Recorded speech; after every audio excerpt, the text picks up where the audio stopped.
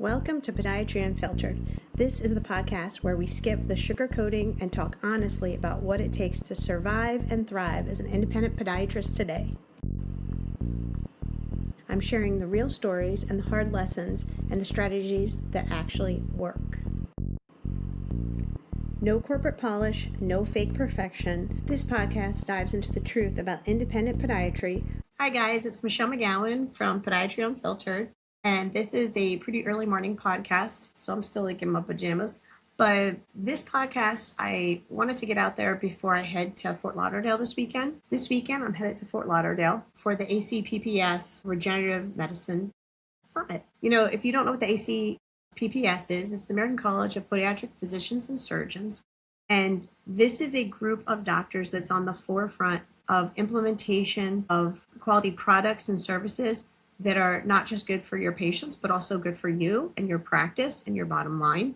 I have never followed the compass of following the money, so I don't want it to be taken that, oh, this is just how you make money. No, because I think I have a very strong moral compass. So I don't do anything that won't help my patients first, because that's our job. You know, do no harm, and you should be helping your patients, not just adding things because you want to make money. So I just want to make that really clear. But that's why it's important to actually get certified in and following groups like the ACPPS. You know, if you are not going to conferences like this, you're just going to the same old conferences where you're learning the same exact techniques to fix a peroneal tendon, the techniques to fix an Achilles tendon. Yes, some of this changes a little bit over the years, but if you want to be on the forefront of what's happening in podiatry right now, then I really highly recommend you going to one of these regenerative certification summits. I think the next one is in Arizona. This one was sold out, and it was sold out quickly. I do feel like that's important for people to understand that if you're a podiatrist just sitting and waiting to see what happens, I've been there before. I've definitely waited on things. I've dragged my feet on things. This is not something you need to drag your feet on. This is something you should be jumping in. It costs very little for you to actually educate yourself on something new. You shouldn't be just learning the same things over and over again. I've gone to conferences and just fallen asleep. I've gone to conferences and just sat there in the room with my headphones in watching videos because it's the same stinking lecture on how to repair a calcaneal fracture. It's just, so no shade on those doctors that are presenting there because I think they're all pretty brilliant people, but you should also be looking at what else is out there. How else? Because I will share anecdotally, and this happens a lot in my practice. In the last year, just, you know, I have people, this happens, I can tell you countless stories, but like this week, I had a patient come into my office. It's like a 58-year-old diabetic male who sees another podiatrist like 5 miles from me, not that far. And he said, listen, I've been seeing this guy for years.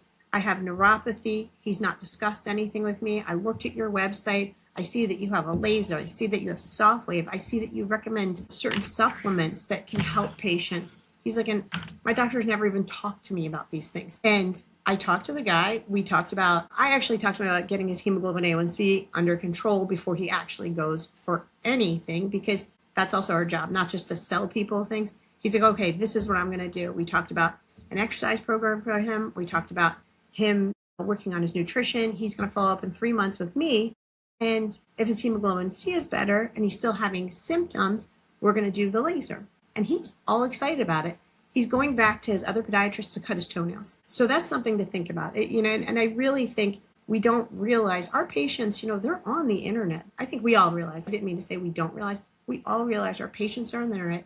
They're looking, hey, what does this person do? And you know, I listen to a lot of podcasts, and I've heard other people echo what I've said in the past, which is, you have such an advantage over doctors if you are an independent podiatrist. Again, no shade on my fellow doctors and podiatrists who work for private equity, who work for hospital systems, but they can't do what we can do. So if you work by yourself or you're in a group where you have some autonomy and you have some say, these are things you should be looking into, because the patients are looking. You know, every day, our Google My Business page, it gets updated with facts, videos. It gets updated with little blog articles on what we do in our practice. And it's all the stuff that's the regenerative medicine stuff. So people are looking. So if you think they're not looking and you're going to continue to practice the same way, you're going to lose patients, or you are just going to be cutting their toenails. and they're going to become the doctors like me who are putting all of our information out there. Again, the big thing is go to the conferences, learn, see what you think you can implement into your practice. And like I always say, choose one thing. I've been a victim in the past of myself, my own victim, where I like bring everything in. And then that is how things like dust piles up on a laser or whatever. You have to know idea. You have to take it a little bit at a time, but going to these conferences makes a big deal. So I do have to say though, that just think about that. A lot has changed in podiatry over the last 20 years. But if you're going to conferences where they're still talking about the same old, it's time to look at other conferences. You still got to go. I say this all the time. You still got to go to, your APMA, your ACPPS, your conferences that, you get some nice scientific CME on. I just went to the FPMA one. It was great, But the FPMA one had a whole section. I was impressed. It had a whole section on the regenerative medicine. I've been thinking a lot lately about this. I feel like I graduated in a version of podiatry that doesn't exist. It didn't really exist when I graduated. The doctors that trained me, they were incredible surgeons, incredible clinicians, but I feel like they came from what I would call the golden era of podiatry. We've all heard of the golden era of podiatry. I'm sure even like the younger people in their residencies right now, there's probably some old guy that's like, oh yeah, I used to get paid $3,000 for a bunion, and the person would stay in the hospital for a week. I've never existed in that version of podiatry. But they were doing bunions. Patients were staying in the hospital for a week, and they were getting paid. They were getting paid way more than $300 or $400 for a bunion. So when I walked out of those residency doors in Pittsburgh, I was just thinking, yeah, we're going to make tons of money. That's not how it works. These doctors, though, they came from a time where that existed. And then there was us. We came out of residency, and you're lucky if you get $350 for the same surgery that those doctors during the golden era were getting $1,000+. And nobody really wants to talk about that shift. You will go through your residency and you will go through your schooling, and nobody talks about that business part of it. They should. During residency, nobody was teaching us how to survive it. They were like, this is how you do a bunion. This is how this is how you do this. This is how you do this. That is good because you needed to learn the techniques, but there needed to be more. Maybe that information that could push you in the right direction. And I want to be fair when I say that. I really want to be fair when I say this, because it's easy to say we didn't have mentorship. But the truth is, the people training us didn't know business either. And that's really apparent when you look back from even where some of these people are now. A lot of them inherited practices. They came from families of physicians. They stepped into systems that were already working. I think, and then here we are, a lot of us first generation doctors, no roadmap, no business training, no understanding of reimbursement.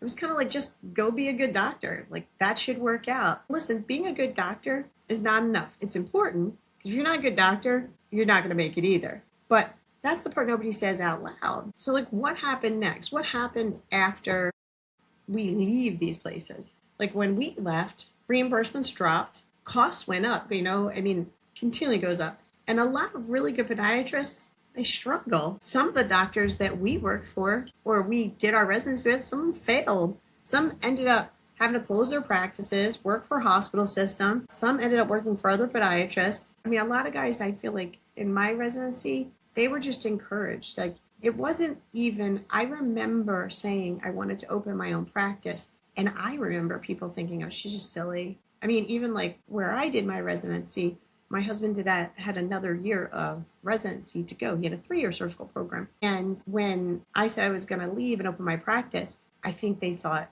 I was crazy. Like, oh, no. I even got offered a job to stay. And I'm like, I'm not taking some shitty money to stay here where I can start my life and I can start the foundation of my practice. It actually worked out really well because my husband still had a year of residency. So he had insurance for us. That worked out. And a little bit of, this is not like a lot of money, but a little bit of money was coming in. So we took out a loan, we started the practice, and I think they were a little bit in shock. But that's how it is. You have to stick to your guns. I know that for me, I've talked about this in the past, I'm not employable. Like, I do things my own way for a reason, not employable, but that's not a bad thing. So I've talked to actually a lot of younger podiatrists, and I have a couple people I have to get emails back to, and I will this week. But I've talked to a lot of younger podiatrists who they didn't realize this is an option just to open your own practice, because that's just not how it's presented. The guys that I did my residency with, that was their thing. They're like, oh no, interviewing here, here, and here. And I had 3 co-residents that were all interviewing at places while I was like making a business plan. And I know they thought I was silly. But I was making my business plan. I flew out to Florida during my Christmas magic time that I had time off.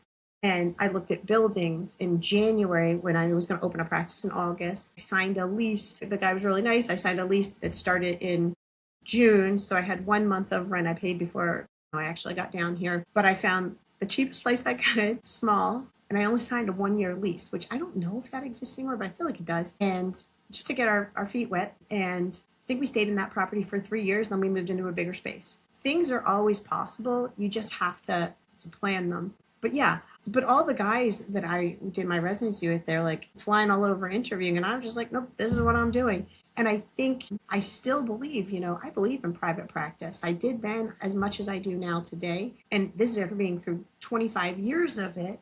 And I think it hasn't always been easy, but it's been very gratifying. And this is where I'm probably a little different, because I still believe strongly in private practice. Not just for the money, that's not it, but for the life. I mean, I have 3 kids. I have 2 in college, 1 still at home.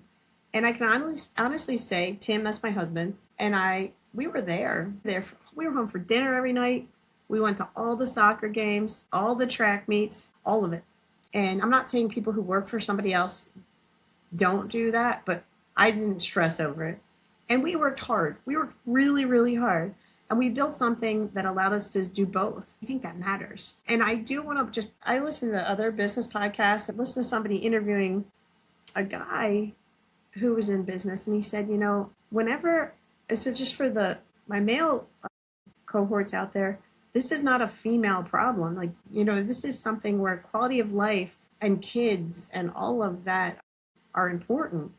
But I was listening to a podcast, and the guy said whenever he meets another entrepreneur who doesn't value the family aspect, whether it's male or female, he said this, and I think it's really true. Your kids are not going to remember, I'm going to quote him, but with something podiatry related. He said, your kids are not going to remember how many bunions you did. They're not going to remember your RVUs. They're not going to remember your production bonuses. They're going to remember if you were there. And for me, that's everything. So family is important. People don't talk about that. People think, that's the weak part of it. No, that is one of the most fantastic parts about being in practice by yourself. Being in practice and being an independent podiatry practice, that is probably one of the best things, because there are going to be ups and downs. But if you work for somebody, there's going to be a lot of ups and downs as well. So being able to control that environment is important. So if you're listening to this and you're a resident, or you're a few years out and you're thinking, what did I do? I feel stuck. I feel like I got screwed. Get it? But I'm going to tell you something really important. You didn't make the wrong decision. You were just given, you weren't given the full picture. Because the game is not about seeing more patients. And it's not about grinding harder. It's about building smarter. You don't need more volume. You need more value per patient. And that's one of the things that me and my partner, which is my husband, talk about all the time. So value per patient is important. I'm kind of off my soapbox about regenerative medicine. I'm a little bit off my soapbox about why private practice, I think, it's not dead.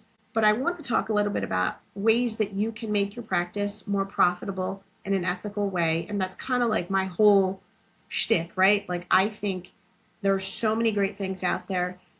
Like I said, super plug to the ACPPS, Regenerative Medicine Summits. I think that's super important. I use a lot of the different modalities that I've learned become certified with regenerative medicine, between peptides, EPMX, liposana, but I got the Remy laser. I got 2 Remy lasers we use in our both offices. And when we're seeing patients at the same time, I say this all the time, there's not a day that goes by that Remy lasers are not running all day, or the Softwave is not clicking in the background. One of us is using that. We only have 1 Softwave right now. And these have been game changers for our patients. But one of the game changers I always talk about, because it brings so much value to when we package things for our patients, is the 3D printing custom orthotics. And that is one of my passions. People know that. So we have a Facebook group for 3D. It's called 3D Custom Orthotic. This was my first Facebook group I ever started, so it's not that great of a name, but it's 3D Custom Orthotics, Revolutionize Your Podiatry Practice. I do not sell anything. Again, I've talked about this in the past. I'm not sponsored by anybody. This is just like my own little thing to help other podiatrists get that incorporated into their practice. So if you're not part of our 3D Custom Orthotics, Revolutionize Your Podiatry Practice, great group to be in. Nobody's selling anything. We just kind of riff ideas off each other. Somebody's like, hey, how do you do this? This is how you do it. Somebody has an answer. In the beginning, I was that somebody, but it's grown and it's pretty fabulous because other people are like, hey, I got this cooling plate. Anyway, if you don't do 3D printing custom orthotics, this, if you're interested in at least, join that Facebook group. I'm the person that lets people in. I only let nice podiatrists in who are actually interested in that endeavor. The other Facebook group I do have is the Independent Podiatrist Network. So these are groups you can absolutely join. The only thing I do is I just check to make sure you're really a podiatrist, because I really don't want any vendors in there. I don't sell anything. I just want everybody to be able to collaborate and bounce ideas off of each other. If you're interested in joining one of those two groups, but I kind of want to shift gears a little bit in this podcast. We've talked about the laser, we've talked about Softwave, we talked about, all these different modalities we do and we've added to our practice. I want to talk about 3D printed custom orthotics, because I feel like that is something that has added a ton of value. And if I had to point out the one thing that has completely changed my practice is 3D printed orthotics. And I will stop there for a second and just say that when I was in school, they did a lot of orthotics, and I was like, I'm not doing that. I'm just going to heal people with surgery. I remember getting to my residency and nobody did orthotics. It was just we got there, we rounded on patients, we did surgery, we did other rotations. It was just this cycle of surgery patients. I don't think I ever saw any of the guys who were the big time guys in our practice. They just sent everything out, I believe. I don't ever remember seeing anybody cast it or dispensed orthotics. I could be wrong. There may have been a couple. It wasn't a lot. And then I got into kind of a little backstory on orthotics for me. I got into my private practice. I'm like, you know what? People are coming in asking for orthotics. So then I started to work with a couple different labs, and I hated orthotics. For the first 5 years of practice, I tried really hard to incorporate orthotics into my practice because I knew that was something patients were going to come in and ask for, but also something that you could make a little money off of. I was spending, anywhere, depending on the orthotic, $80 to $180 for a pair of orthotics, dispense them to the patient would complain, had to send them back, and it was weeks at a time, and patients get pissed at you. And then the insurance piece, that all sucked. So I was like, I'm not doing this anymore. So I took a hiatus from doing orthotics in my practice from I want to say 2007 till 2021. I mean, post-COVID. It was post-COVID when I was like, and I think everybody for post-COVID, we're all looking for things like, how can we change? How can we make it better? But that's when I started doing the 3D printing custom orthotics. And in the beginning, it was a little bit challenging. Now it's 2026. I have it so dialed in, it's crazy. But I don't there's multiple companies I've tried. The company that I do use is OLT. I'm not sponsored by them.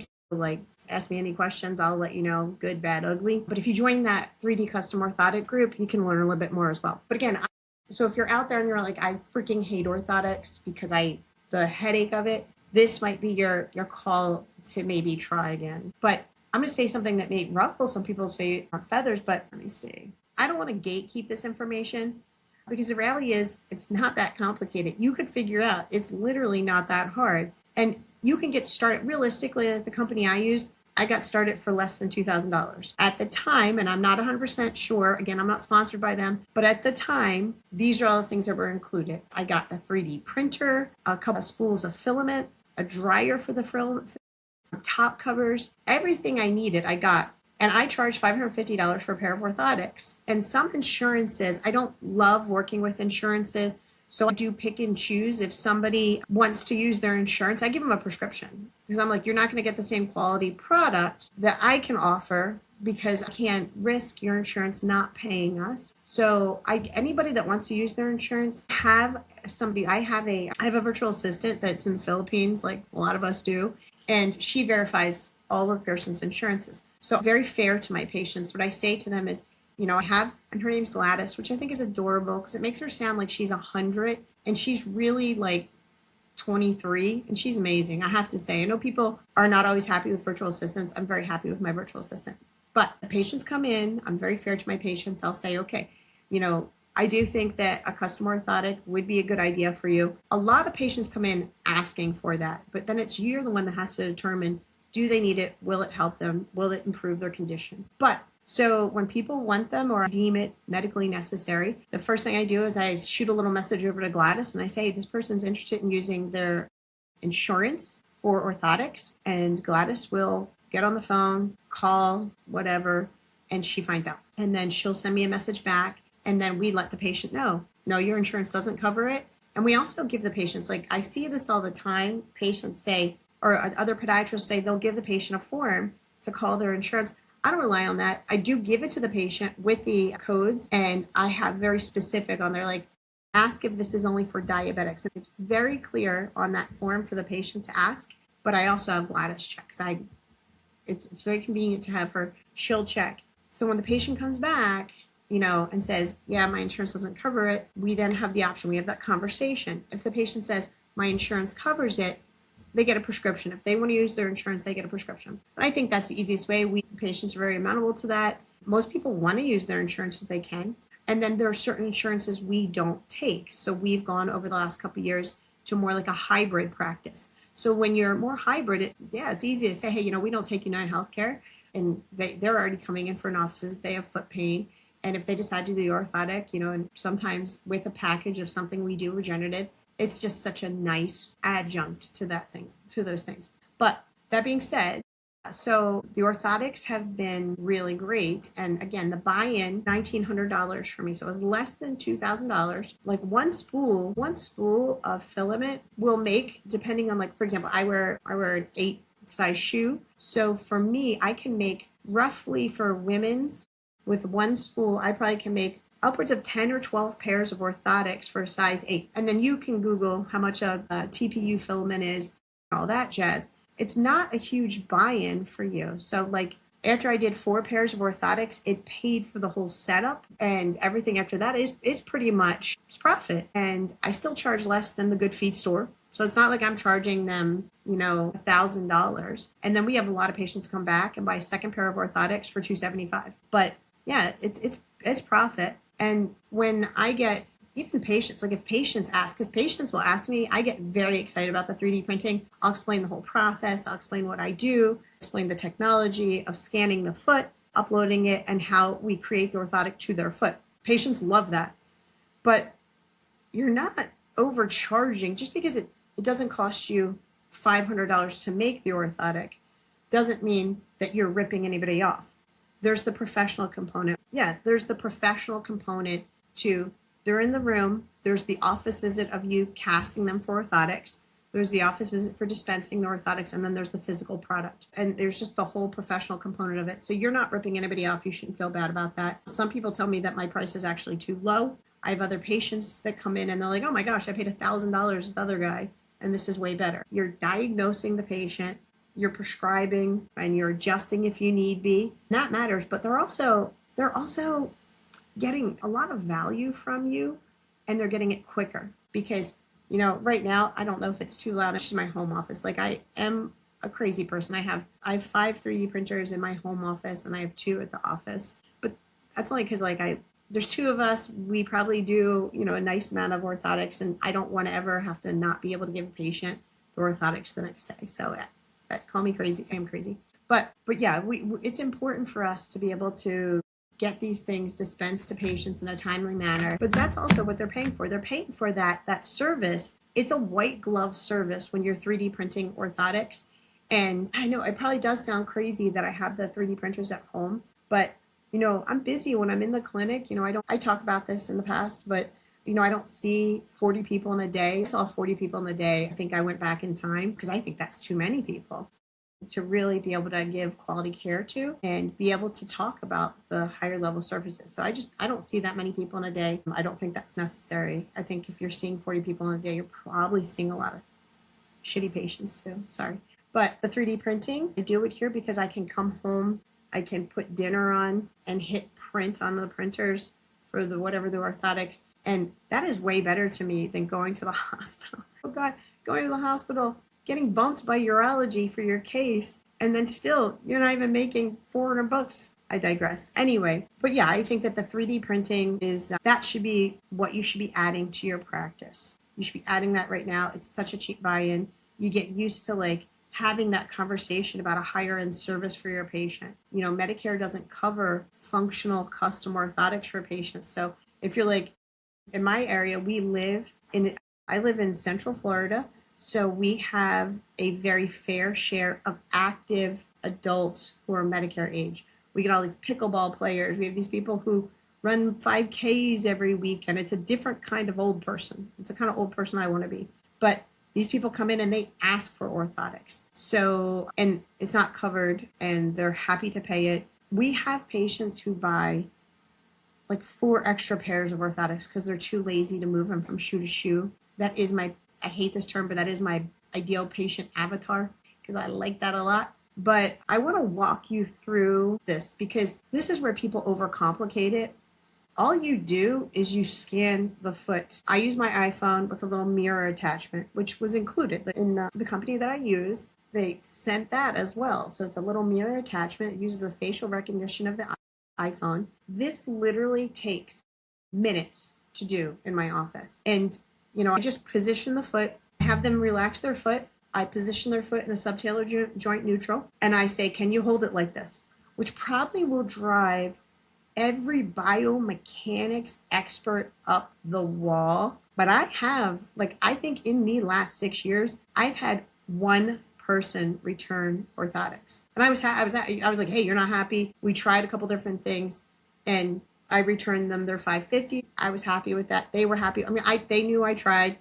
But to all the biomechanic experts out there, I will tell you, fantastic, reproducible results, people happy with your orthotics. And all I do is I position them, put them in subtalar joint neutral, have them at 90. I say, can you hold your foot like this? And they say yes. And I would say most people can. If they can't, I'll have somebody in my office staff like load that 5th metatarsal and I just kind of keep an eye on it. But yeah, I scan from the heel up with my phone. I go medial, lateral, and it literally takes that long. I'm done. The next thing I do is the company that I use has a little online app, so I upload it to that with a prescription. The prescription is pretty standard. I check the boxes I want. I print, most of the orthotics I print off full length, only because once it's printed off, I put the patient's name on the bottom, inscribe it. It looks really nice. I can't show you that for HIPAA reasons, and then I put a top cover on, and the patient's super happy. Yeah, what I do is I upload the prescription with all the little things I want. If I want a met pad or I want whatever, I will say 90% of the time, I don't do anything different. Like the file they give me is the file I use, unless I'm like, ooh, I think I need to shift this offload a little bit. But it's not a big me learning CAD/CAM software so that I can become an expert on doing it all myself. And unless there's something really specific, I don't change their file they give me back because most of the time it's perfect. After I scan the foot, I wait about within like 30 minutes, the company that I use gets the file. They email me the file back. It's funny. I feel like this part makes me laugh a little bit because all you do is open the slicing software. It's just software it's like opening your printer, say, like the printer you print paper on. I open the printer and you know how you would normally go and upload your Word file to print. All I do is I open the orthotic file and I put it on what's called the print bed. And the orthotic drops on the print bed or the built plate, and basically I hit print. That's as easy as it gets. It's super simple. Like I said, I do a little bit more. I'll engrave on the bottom of the orthotic the patient's name. My husband, he does not like to put top covers. So every single patient, he gets an orthotic, no top cover. I like top covers. I think they're fun. I think they're gushy. So depending, I use like a 2 millimeter or 3 millimeter EVA foam. I don't glue. I'm not about that life. I use this stuff. This is 3M 300 LSE. It's a tape. And all I do is I take the foam. So I take the foam, I take the tape, I put the foam on the tape, and then I put that, it peels off. I put it on the orthotic. The amount of work that this takes, I have two college students. I'm sorry, now I have three college students that are all taking gap years right now. One's going to become a PA, one's going to become a nurse. She hopes to be a nurse practitioner, and the other is going on to medical school. I have taught all of them how to do this. Kind of, that's also part of it. You know, like, you don't want to be your own bottleneck for things. I think Peter Wishney says that all the time. He's right. But I also still have fun doing it. So like I print them here and I'll bring them there for those guys to do. And then I've shown them how to print and engrave there. But it's kind of like my hobby. Like, people print dragons and stuff. So like, if I print orthotics and I make money off it, I think it's okay. But yeah, you just hit print and that's it. It prints. It takes, if I'm being honest, like, it takes, depending on the size, like this orthotic, this lady's got a big foot. This is probably like a woman's size 10. So that took 6 hours to print for the pair. I was able to squish them on the same little build plate, which is nice. I have some printers that have bigger build plates, but I have to say, this bamboo printer does print really nice each time. But that's really it. It's easier than printing a prescription. Goes right to the printer and boom, it's done. Like I said, your staff can do it. You don't have to sit there and babysit it. It's so easy. And the thing is, you know, they can hit print and you can keep seeing your next patient, or you can hit print and you can see your next patient. It's not that hard.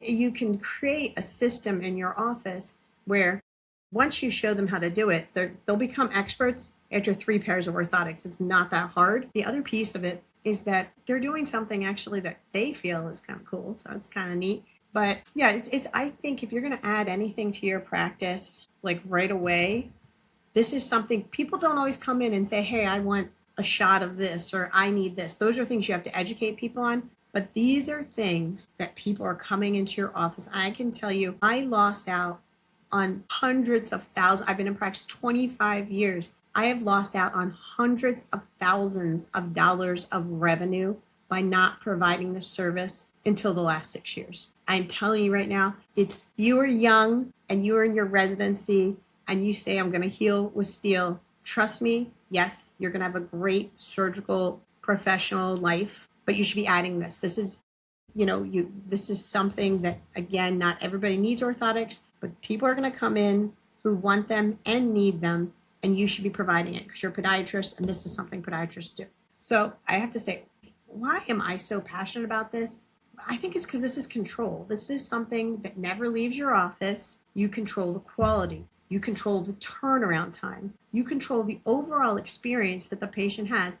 And most importantly, you create value for your patient and your practice. So it's the patient wins and the practice wins. You can't get better than that when it comes to something that you're adding to your practice. And listen, I'm not perfect. I'm still figuring this out. Like, if anybody follows me on Podiatry Unfiltered on Instagram, I haven't put it on my personal. I think I put it on Independent Podiatrist and on the 3D printing group. I had 2 of my printers this weekend. I really do believe my cleaning lady hit the power cord, but I can't prove that because 2 printers, when I got back from printing the whole entire, I can show you, it's crazy, the whole entire where it prints from. Now, this is not to scare you because I was able just to unattach it, and I bought just a new one of these and put it back on. I could show you a picture of that. But yeah, this happened to me. And even with this happening, this was a minor inconvenience and probably wasted maybe $2 worth of material. It did suck to have to take it apart, but it wasn't that bad. It wasn't that bad. But even with that disaster, so like I said, I'm still figuring things out. Even with that disaster, I'm not discouraged in any way, shape, or form. Again, the printers, if you were to buy the printer that I have that's running right now, I think it's like $400 on Amazon. It's not that expensive. It's just you can't figure out all the there's some people in my group that have bought like printers and then they're trying to like retrofit or figure it out. I think you can have, there's a company I think called the Print It Foot where you can use any printer, any 3D printer. I haven't not used that company yet. I want to play around with it a little bit. I just haven't had the time. But that's like, you'd have to go with them. I believe. I use OLT, and they've been really nice to me when I've kind of played around with other printers, but I don't think you can start that relationship with your own printer. I feel like there's something to that. But I'm going to mess up a million times in my career when it comes to different things. It's just how it happens. But the part of it is just owning something. And I would take that every single time over being stuck in a system where I have no control. So if you're out there and you're feeling stuck, just know this. There's a way to build this differently. And you don't have to wait 20 years to figure it out like I did. I hope that helps you. There's no linear path for everybody. The road to success, they say, looks like this. It's not a straight line. If this resonated with you, share it with somebody who needs to hear it. If you are interested, again, of joining any of our groups, we have the Independent Podiatrist Network on Facebook. I have the 3D printing group for custom orthotics. It's like 3D printing, 3D custom orthotics. Revolutionize your podiatry practice.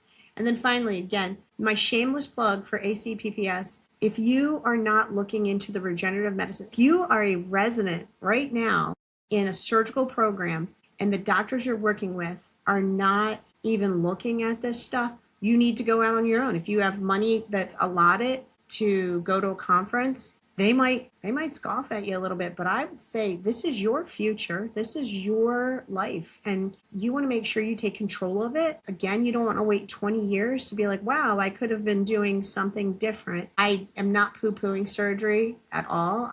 I love that. Was a very great part of my career, for my profession, for a very long time. I have had many different hats I've worn. I've been a wound care center doc for, a couple of years at a nice little chunk of my time. I feel like I've lived a million lives. That's, I think, one of the best things about our career too, before I end, is saying that our profession is one, I say it all the time. I even like these college kids that are working for me, I'm like, guys, you should be a podiatrist. This is like the best freaking job ever. So I think we have a fantastic profession. I think podiatry is one where we can continue to outpace even some of our other counterparts because we're willing to take chances. Anyway, this is Michele McGowan, Podiatry Unfiltered. I hope you enjoyed this early morning podcast, my casual, just woke up podcast. I hope to see some of you guys. If any of you guys are at the ACPPS conference, Regenerative Summit, this weekend, please chitty chat with me. I'd love if you have any questions about 3D printing. If you have any questions about incorporating things like Liposana or DPMX into your practice, let me know. I'd be more than happy to talk with you. These are just things I think all of us independent groups that can implement quicker, we should have in our practice. Again, I just think do the one thing that speaks to you. Okay.